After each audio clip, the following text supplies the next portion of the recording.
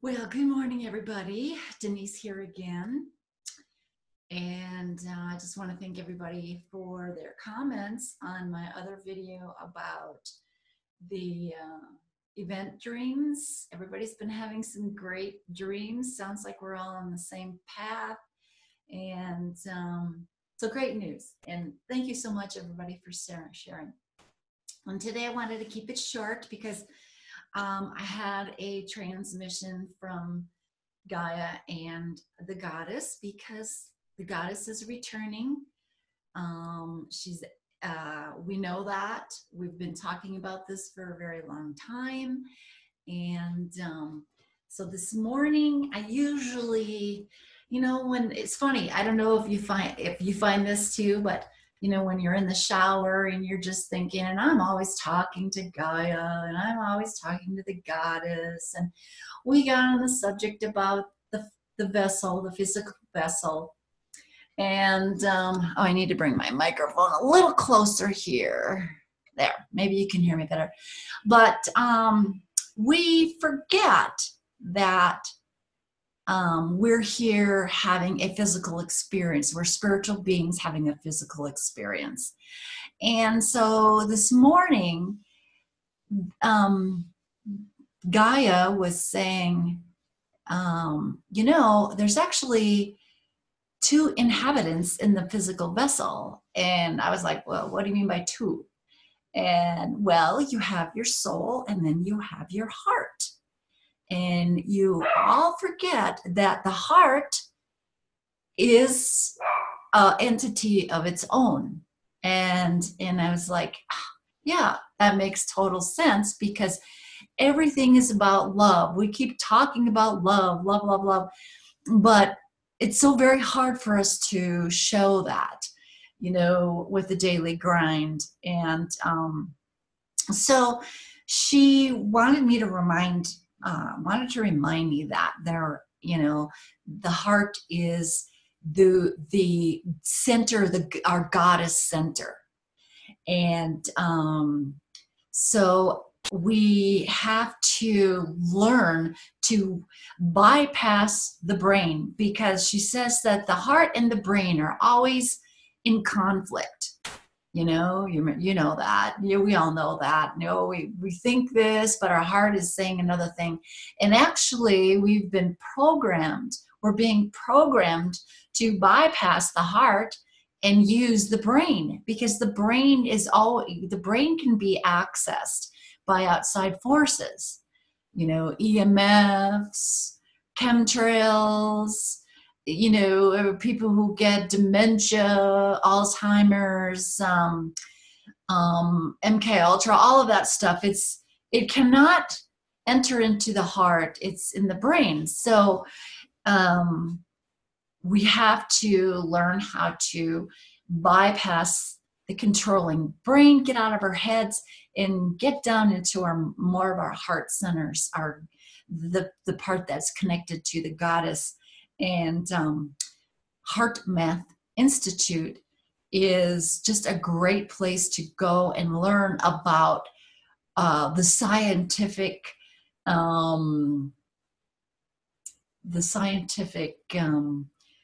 what's the word I'm looking for? The scientific importance of this data that has come through with their studies. And they do a lot of work with the horse. And I do a lot of work with the horse. And the horse, their heart is able to, if you go in and you do some connection with the horse's heart, they call it heart rate variable. Their heart rate variable has a larger span in between beats, where if the human is frustrated and really deep into the matrix, their beat can be like that. And the horse can actually come in and use their heart energy to do molecular change with this human and change the heart rate variable of the human to match more of the heart rate variable of the horse. A higher heart rate variable is better. It means there's more space in between the beat. And, studies like if you take two people who are very close together and you put one person in one house and one person in another house, and when, they do their studies, they can see that the love field of the heart can reach that person. If the person is sending them love, it will reach that person in that next house. And they've been able to collect data miles apart. I've said before that just because there seems to be space between us, there is really no space between us. Molecularly, energetically, we are all one. So using our heart is how we will get ourselves up to that next platform, to the 5D, the 6D, the 7D. And so using our heart every day, getting out of our head, going into our heart, and looking for reasons to use that heart energy. If it's as simple as smiling at somebody at the grocery line, so be it. But what happens is when you start using your heart center regularly, it repairs the DNA. It overrides the programming, the external programming. It causes the molecular change within us, which in turn sends that vibration out to everyone around us to help uplift them. So that is the message for today.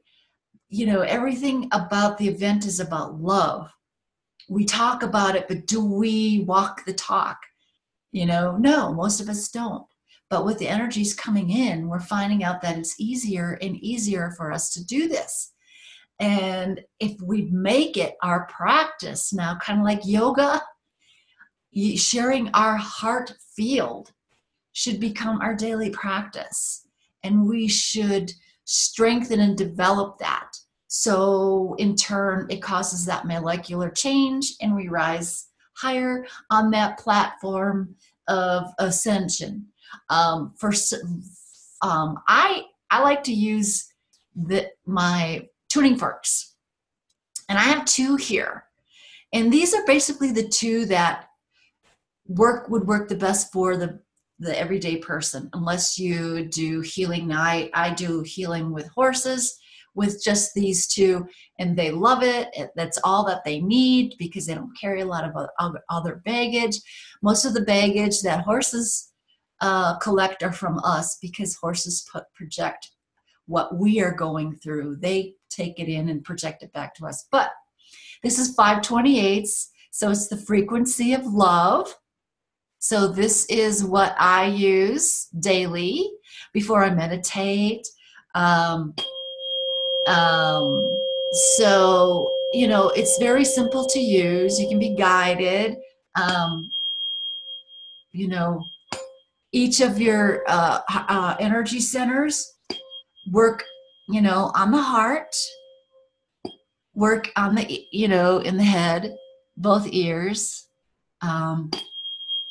your connection to Goddess, your constant live stream to Goddess. And just use it. You can feel it. You can feel it as soon as you connect with your energy field. And our energy fields. We carry a lot of stuff in our energy fields. Things that happened in our past might disrupt our energy field further out. Things that happened like maybe a year ago or a couple months ago will affect our energy field that is closer to us. So that's, these, and this is 135.1 hertz. And this is the Ohm tuning fork, sound of creation. And you can use this toy two different ways. You can just, let the vibration in your energy field, and it's weighted. This one's weighted on the end, So if you have a spot on you that you were feeling some pain or have some tension that you're holding, just take the end and hold it while it vibrates. Don't touch the tuning fork itself, just hold it on the end. Horses just love this. They just love this. So, and these are from Medivibe. Medivibe. I can't talk today. Medivibe. Medivibe. And they really are the premier fork makers. So I recommend them. So those, using your forks is a way to help you stay connected with this heart center. And now we have to remember that our body is our vessel. We have to send love to our bodies. Love, and we're just grateful that we have this body. I just so happy that you're my vessel for this physical experience. And you can do a lot of healing. You can heal your body just by a daily gratitude for your vessel. A perfect example is when I went to the dentist and I had 2 broken teeth, and he fixed the one of them, but he was worried about it because he was pretty much positive that I was going to need a root canal anyway. And when I left the dentist that day, I told him, no, I'll be fine, no root canal. And I went home and I just started sending love to my body, love to my teeth, and explaining to my body that the event is coming. There's a lot of great things that we want to experience yet, and we want to experience it in a whole. We want to be whole, and no part of my body wants to leave. We all want to be part of this. And a month later, when I went back to get the second broken tooth fixed, he was really surprised that I was not having any sensitivity, any pain. And that was 6 months ago. Yeah, six or 7 months ago, and it's fine. And so that's a perfect example of what you can do with your body by sending it love. Get out of your head, get into your heart. Let's rise the platforms. And we have to remember, women are the nurturers. Women are the ones that are connected to the heart center. We are the ones that really carry the goddess within us. And now is the time to really reconnect to that. We are hardwired to be more nurturing. Men are hardwired to be the protectors and the providers. But today it just seems like that's been kind of switched around. Have you noticed? We're kind of switching. Even though we're in a feminine body, we have these masculine tendencies. We're in a masculine body, we have these feminine tendencies. It's all part of the agenda, the darkness. They want to. It's a way of keeping us all controlled. So the women have been programmed to raise their children without any nurturing, kind of like a military style. Child falls down, hurts itself. Oh, I don't see blood. You're fine. Quit your crying. Don't be a baby. Get out there. And no, that's not what we are supposed to do. We are supposed to nurture them. We are supposed to acknowledge their pain. We are supposed to allow them to express their feelings. Remember, humans have more feelings, more emotions than most other ETs. And they're fascinated by all of our different emotions. So it is good to let that be expressed. And do this for our sons. We need to nurture our sons too. And so they can grow up and be balanced men, be able to have the masculine and feminine. That's what the return of the goddess is all about, the balance of the energies.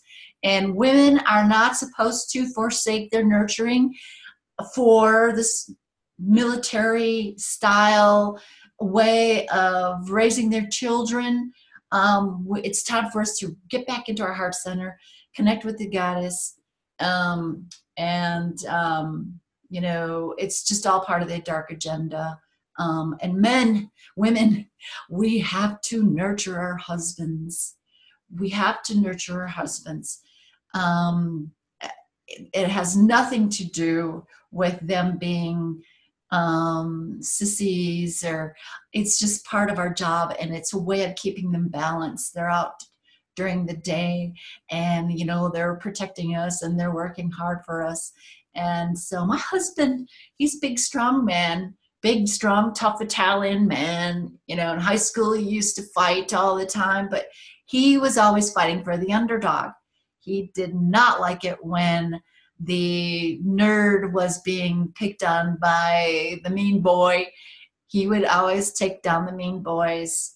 He just, bringing animals home all the time that he found. He used to work at the paper mill years ago, and the kids were really young, and a baby pigeon fell out of its nest, and all the other men were kicking it around the warehouse, and he brought it home. And Walter Pigeon lived with us for many years, and he used to fly to the school bus with the kids every morning. And so, but he loves to be nurtured. And so at night when he comes home, I'll put him on the Reiki table. He'll get Reiki, he'll get massage. He just loves all of it. And so it doesn't mean that he is not this big, strong person. It's just keeping him balanced. So that's the message I have for you today that came through Gaia, because she was able to break through that veil, the same programming that we women have been going through, the destruction of the divine feminine, the overthrow of the goddess. That happened to Gaia too, but she has now been able to break through that veil, that energy box that has been keeping her locked up, and she feels like we are her children.